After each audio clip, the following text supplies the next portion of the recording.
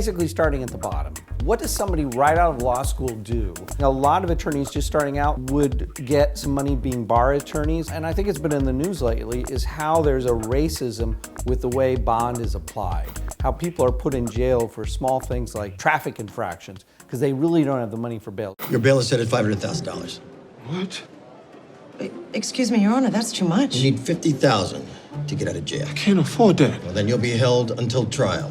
What we wanted to do was show Alicia, who's used to being in all the executive suites and with people who run tech startups and big companies, having to do just the opposite with the small man. Professionally, she had such a hard time post-scandal that she really is starting with nothing, which is fantastic drama. Peter Florek is making a play for vice president. Are you suggesting you wouldn't be involved in your husband's campaign? Yes.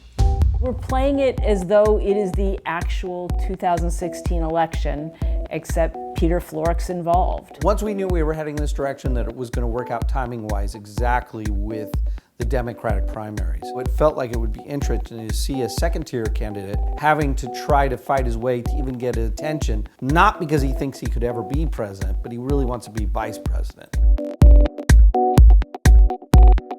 We actually have some terrific new actors. We've got Jeffrey Dean Morgan, who's coming in as an investigator, and he's fantastic.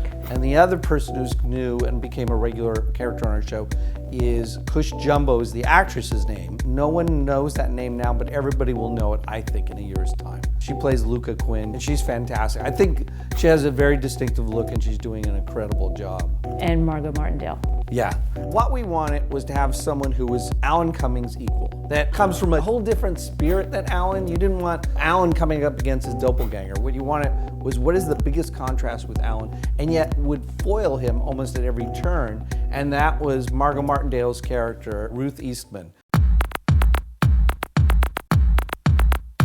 Unlike The Good Wife, which you could sort of understand because legal procedurals have a history in television, this one does not. What we really wanted to do was a show about Washington, D.C., but really had a doorway in that was not familiar, which is invasion from outer space of small bugs that eat out politicians' brains, 2/3 of their brains. And so it's a show about conformity and anti-extremism show. And, how can politics work? Everybody should watch it.